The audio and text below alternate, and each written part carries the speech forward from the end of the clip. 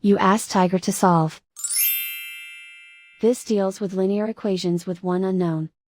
The final result is t equals -11. Let's solve it step by step. Simplify the expression.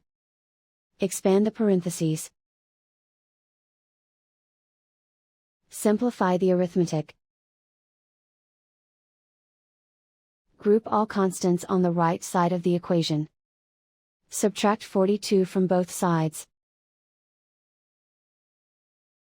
Simplify the arithmetic.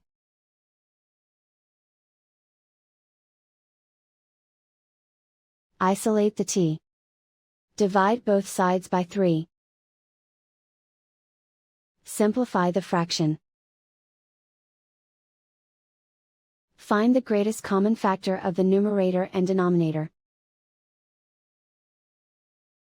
Factor out and cancel the greatest common factor. And so the final result is t equals -11.